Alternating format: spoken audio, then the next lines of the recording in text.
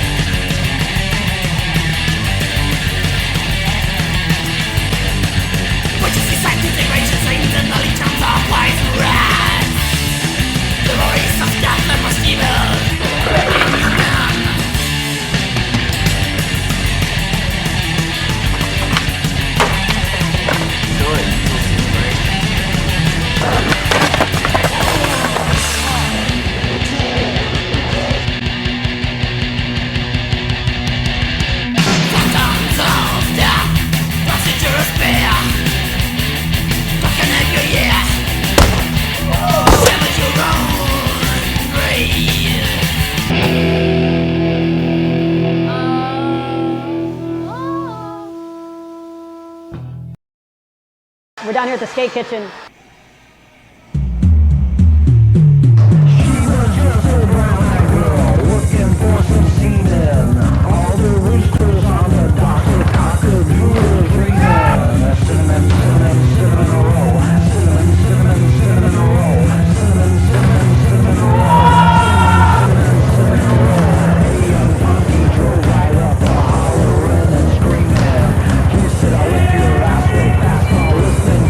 Screaming.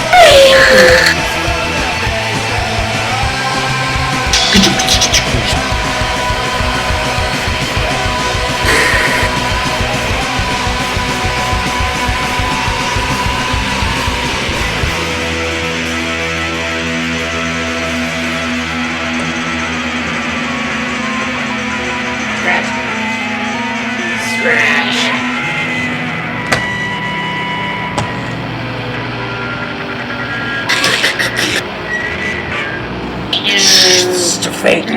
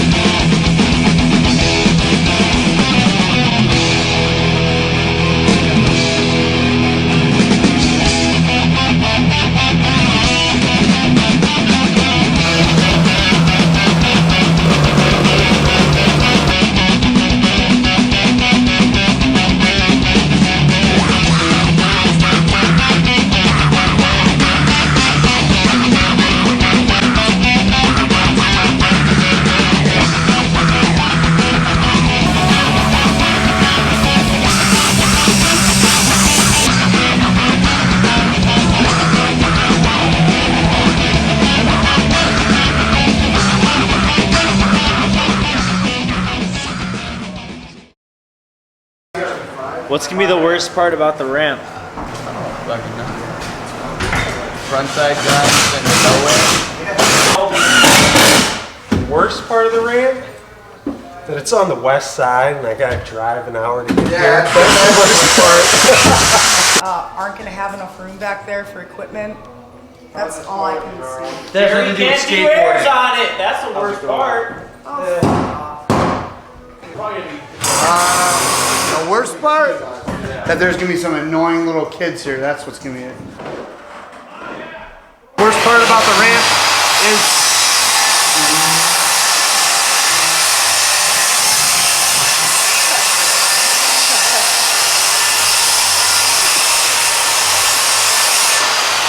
yeah, so that's pretty much the worst part about the ramp.